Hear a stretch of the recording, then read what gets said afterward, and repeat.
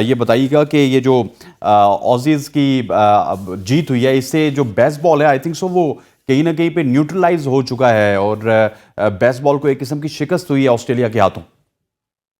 हसनैन, बहुत बहुत शुक्रिया अपने शो पे फिर से दावत देने का।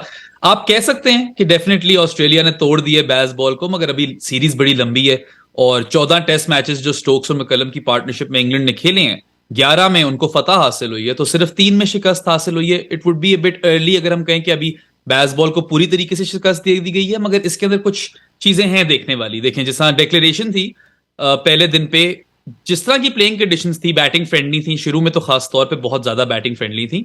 और अब मुझे जाती तौर पे लग रहा था कि 400 तो कम से कम इंग्लैंड को चाहिए होगा, तो वो सरप्राइजिंग था। और एक तरह से सरप्राइजिंग नहीं भी था, क्योंकि बेन स्टोक्स से आप इस तरह की चीजों की उम्मीद भी करते हो कि वो कुछ करेंगे इस तरह की मजे की चीज, और उन्होंने यही कहा कि वो इसलिए डिक्लेयर किया उन्होंने ताकि ऑस्ट्रेलिया को 20 मिनट के लिए बॉलिंग करा सकें, अटैक करें पहले दिन में।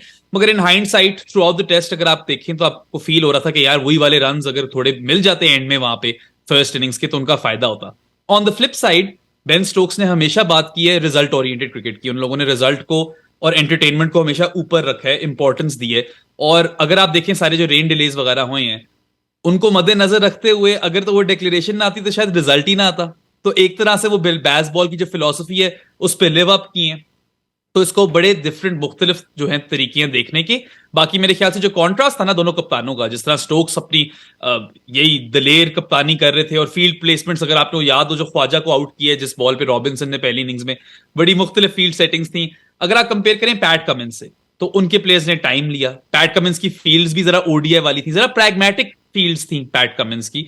और आप देखें ऑस्ट्रेलिया ने बिल्कुल उस तरह क्रिकेट खेली जिस तरह के उनको आती है खेलनी, अपना टाइम लिया। और एंड में जब व्हेन पुश केम टू शव, तो पैट कमिंस ने कप्तान वाला नॉक खेलकर एंड में आपको ओवर द लाइन ले गए, बहुत अनलाइकली तरीके से। तो मेरे ख्याल से it was a great test match, मगर आप इस वक्त ये नहीं कह सकते कि पूरी की पूरी तरीके से शिकस्त दे दी है बेसबॉल को। जी हाँ, और ये मेरा ख्याल है कि जिस तरह सारे एक्सपर्ट्स बहराम यही कह रहे हैं कि जो वो 50-60 रन ऐड करना चाहते थे, ऐड करना चाहिए थे उनको पहले दिन में, वो अगर ऐड कर देते तो result should have been different from the win of Australia. हो सकता है कि England result could have been draw भी चांस था। एग्जैक्टली अच्छा ये बताइएगा कि मैं कल, क्योंकि मैच पूरे किया, हमने भी एंजॉय किया, और कल जब न्यू बॉल एहसन रजा के पास भी पहुंचाई, लेकिन उसके बावजूद जो रूट को ओवर दिया गया, उन्होंने विकेट भी क्रिएट किया। उसके बाद से थोड़ा सा क्या कहते होते हैं कि बेसबॉल को की स्ट्रैटेजी को नेक्स्ट लेवल पे लेके जाने के लिए अगला ओवर भी देना जो रूट को थोड़ा सा हमाकत थी, क्योंकि उस अगले ओवर के बाद ऑस्ट्रेलिया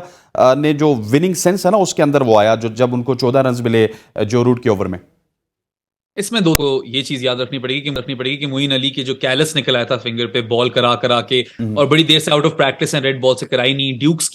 ड्यूक्स बॉल जो होती है वो हैंड स्टिच्ड होती है, प्रोनाउंस सीम होती है, तो उस पर ज्यादा चांस होता है इस तरह होने का। और Moeen Ali white ball cricket खेल रहे हैं बहुत अरसे से, he was out of practice in red ball, तो इसलिए उनका वो अनफॉर्चुनेटली कैलस बन गया, इंजरी हो गई, और जो रूट को ज्यादा रिस्पॉन्सिबिलिटीज मिल गई।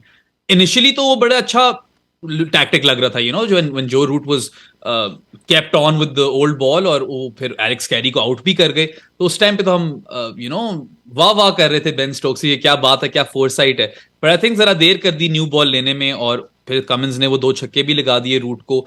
और इंग्लैंड की जो बॉलिंग थी ना, उसमें एक एनफोर्सर लैक कर रहा था। आपके पास काफी ज्यादा एक किस्म के बॉलर्स थे जो सीम बॉलर्स हैं, स्विंग बॉलर्स हैं, बेसिकली जेंटल पेस पे बॉलिंग कराते हैं। उस तरह कोई बॉलर नहीं था जो आकर मार्क वुड या जोफ्रा आर्चर की तरह बाउंसर कराकर तेज गेंदें कराकर टेल को साफ कर सकता। ये चीज हमें देखने को मिली सेकंड इनिंग्स में। पहली इनिंग्स में तो मैनेज कर लिया, बाउंस आउट कर लिया ऑस्ट्रेलिया को, मगर सेकंड इनिंग्स में वो इन्फोर्सर लैक कर रहे थे। और मुझे तो हैरत ये हुई कि चलो अगर इन्फोर्सर आप लैक कर भी रहे थे, तो नई बॉल लेकर आप जिमी एंडरसन को तो देते हो ना यार। जिमी एंडरसन को नई बॉल ना देना का बहरहाल उस तरह से फायदा भी तो नहीं हुआ। जब था ओल्ड बॉल उनके पास था तो तब तक वो गेम में थे, लेकिन जो ही न्यू बॉल आया तो उसके बाद इंग्लैंड के हाथ से गेम स्लिप हो गई, क्योंकि ना वहां पे सीम था, ना वहां पे स्विंग था, किसी किस्म की मदद तो नहीं मिल रही थी सीमर्स को।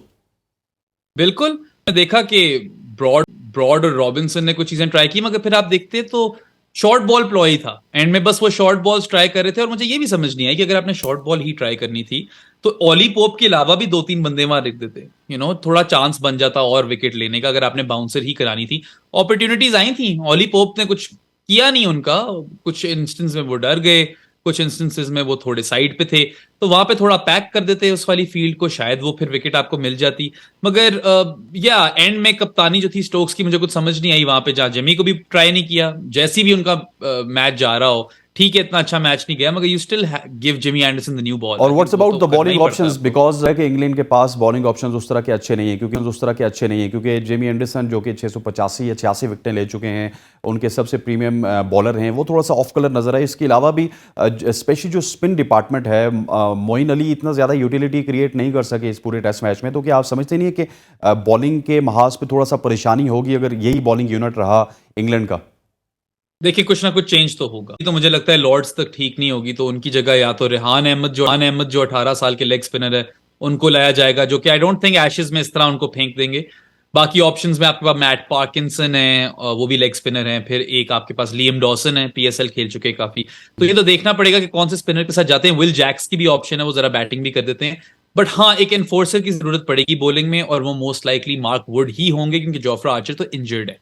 मगर मार्क वुड किसकी जगह आते हैं, क्योंकि लॉर्ड्स में जिमी एंडरसन का रिकॉर्ड शानदार है, स्टुअर्ट ब्रॉड आपके बेस्ट बॉलर थे इस मैच के अंदर, और ऑली रॉबिन्सन भी जब से उन्होंने डेब्यू किया है तो आपको विकेट्स तो कंसिस्टेंटली लाकर दे ही रहे हैं।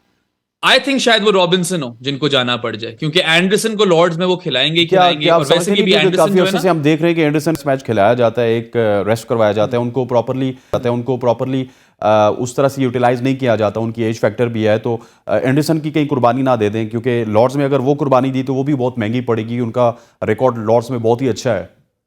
वही है ना, मेरे ख्याल से उनका लॉर्ड्स तक की शायद उनकी कुर्बानी लॉर्ड्स में ना वो दें। मैं ये एक्सपेक्ट नहीं करता कि जिमी एंडरसन 5 के 5 टेस्ट खेलेंगे, मगर लॉर्ड्स वाला मेरे ख्याल से खेलेंगे, क्योंकि उनका वहां पे बहुत शानदार रिकॉर्ड है। बाकी देखिए मार्क वुड जो है वही एक ऑब्वियस चॉइस बनते हैं उस रोल में आने के लिए मेरे ख्याल से, और उनके पास उस तरह का कोई प्लेयर है नहीं, मगर ये डेफिनेटली एक चेंज है जो उनको करना पड़ेगा। और जिमी एंडरसन का ये भी याद रखें कि is coming of groin injury, तो वो माइल्स नहीं है लेग्स में, जिस तरह स्टुअर्ट ब्रॉड के तो हैं, वो तो कराते आ रहे हैं बॉलिंग। जिमी एंडरसन जरा रस्टी लगे, काफी देर से बॉलिंग कराई भी नहीं थी, थोड़े प्रैक्टिस में नहीं थे, मगर अब उन्होंने करा लिए, अब और प्रैक्टिस करेंगे ये लॉर्ड्स के बिल्डअप में, क्योंकि काफी दिन है अब मैच में। What's about the Bazball strategy, कुछ डिफरेंस क्रिएट करेगी इंग्लैंड की टीम? क्या कुछ डिफेंसिव क्रिकेट खेलेगी, या Bazball will continue under the captaincy of Ben Stokes and under the leadership of Brendon McCullum? देखें उनकी फिलॉसफी वाली, और आप उसको डाउट तो नहीं कर सकते। 5 के 5 दिन we were hooked on the TV screen, मतलब हम तो अपनी नजर एक तरफ उस तरफ नहीं कर पा रहे थे, क्योंकि इतनी एंटरटेनिंग क्रिकेट थी, और पांचों दिन मेरे ख्याल से बहुत ही जबरदस्त टेस्ट क्रिकेट देखने को मिली। उस लिहाज पे से तो आप देखें तो baseball is a success, but हाँ अगर ये दूसरा टेस्ट हार जाते हैं तो फिर मैं भी कीन हूंगा देखने के लिए, क्या ये कुछ बदलते हैं, बेसबॉल के तरीके से जाते हैं। फिलहाल तो मेरे ख्याल से कुछ भी नहीं बदलेंगे ये, और जो सजेस्ट किया है। How many changes you are expecting in Lords? I'm expecting another spinner, obviously ahead of वो recover कर पाएंगे। तो वही मैंने पहले बताया था कौन कौन आ सकता है वहां पे उनकी जगह, और मार्क वुड तो डेफिनेटली। अब मार्क वुड आप या तो एंडरसन की जगह ला सकते हो या रॉबिन्सन की जगह, और लॉर्ड्स का रिकॉर्ड मद्देनजर रखते हुए I think Anderson must play that game. तो रॉबिन्सन को कुर्बानी देनी पड़ेगी। अच्छा, बैटिंग की तरफ भी आ जाते हैं आखिर में, क्योंकि बैटिंग भी मुझे इंग्लैंड की कोई इतनी ज़्यादा अच्छी लगी नहीं। ठीक है, जो रूट जो है वो नंबर 1 पे पहुंच गए, लेकिन अगर एक रूट को निकाल दें तो बहुत ज़्यादा आपको इनएक्सपीरियंस कैंपेनर्स मिलते हैं बैटिंग में भी, जितने भी लोगों को आप देख लें। और इसका कंपैरिजन जब आप ऑस्ट्रेलिया से करते हैं तो वहाँ पे आपको स्टीव स्मिथ भी मिलते हैं, मार्नस लेविशाइन भी मिलते हैं, ट्रेविस हर्ट भी मिलते हैं। सारे पहले तो पिछले टेस्ट तक तो वो नंबर 1, नंबर 2, नंबर 3 थे, लेकिन अब थोड़ा सा डाउन हो गए। लेकिन उस तरह की बैटिंग में भी जो है ना कहीं डेप्थ की कमी है इंग्लैंड के पास। देखिए ऑस्ट्रेलिया तो वर्ल्ड टेस्ट चैंपियनशिप जीते हैं, अभी चैंपियंस हैं वो, और सारे बेसिस कवर्ड है उनके पास with respect to bowling and batting. But मैं ये कहूंगा कि आप मार्नस लाबुशेन और स्टीव स्मिथ की बात करें तो वो तो दोनों फेल हुए हैं इस मैच में। उस्मान ख्वाजा को दाद दें कि वो 518 गेंदें खेल गए और 206 रन बना गए, और उनके बगैर ऑस्ट्रेलिया मैच ना जीत पाता। पूरे 5 हर दिन खेले 5 दिन में से। और ये एक ऐसे बैट्समैन है जिनको दुनिया कहती थी कि ये इंग्लैंड में नहीं चल सकेंगे, दुनिया कहती थी ये लेजी हैं, ऑस्ट्रेलिया के लिए नहीं खेल सकते। जब से कम बैक किए उन्होंने, वो वापस आए हैं, तो उन्होंने पहले ट्विन हंड्रेड्स किए एससीजी में सिडनी में इंग्लैंड के खिलाफ ही, फिर इंडिया में रन्स किए, सेंचुरी भी मारी, फिर पाकिस्तान में रन्स किए, सेंचुरी भी मारी, और अब इंग्लैंड में भी रन्स कर दिए, सेंचुरी भी मारी। तो ये शानदार है, और उनकी मेरे ख्याल से करियर का जो आर्क है वो एकदम से यहां चला गया, क्योंकि टेस्ट क्रिकेट में जो ओपनिंग बैटर्स हैं मिनिमम 25 इनिंग्स में सबसे ज्यादा एवरेज है उस्मान ख्वाजा की 68.5। तो उनको अगर आप निकाल दें तो मैं तो कहूंगा इंग्लैंड की बैटिंग बेहतर थी ऑस्ट्रेलिया से। इवन दो आप सही हैं जब आप कहते हैं उनके उतने बड़े नाम नहीं है रूट और बेयरस्टो लेट्स से के अलावा, या स्टोक्स, मगर वो भी स्टोक्स और बेयरस्टो जो हैं वो आउट एंड आउट उस तरह के बैटर्स नहीं है जो आपको कंसिस्टेंटली रन कर देंगे। वो उस तरह के बैट्समैन है जो आपसे मैच छीन कर ले जाएंगे। Joe Root no doubt class, absolute quality, averages over 50, fab 4 में आते हैं। और जिस तरह वो रिवर्स रैंप खेल रहे हैं आजकल, उन्होंने अपनी पूरी बैटिंग रीइन्वेंट कर ली है बेसबॉल के साथ। वो बहुत अग्रेसिव बैटिंग कर रहे हैं। आई स्टिल थिंक कि इंग्लैंड को बेन फोक्स की जगह बनानी चाहिए थी। Exactly, बेन फोक्स को आपने बहुत अच्छा पॉइंट आउट किया कि बेन फोक्स को टीम में होना चाहिए और जॉनी बेस्टो के लिए मेरा ख्याल है कि अब थोड़ा सा मुश्किलात होंगी अगले टेस्ट में जॉनी बेस्टो को एज अ बैटर खिलाएं आप, उनको प्राइमरीली, और आप लेकर आए बेन फोक्स को कीपिंग कराएं। साथ आपने अगर कोई निकालना है तो क्रॉली या पोप में से कोई जाता है आई गेस, या डकेट जाता है, उनमें से कोई एक प्लेयर चला जा सकता है बेन फोक्स की जगह बनाने के।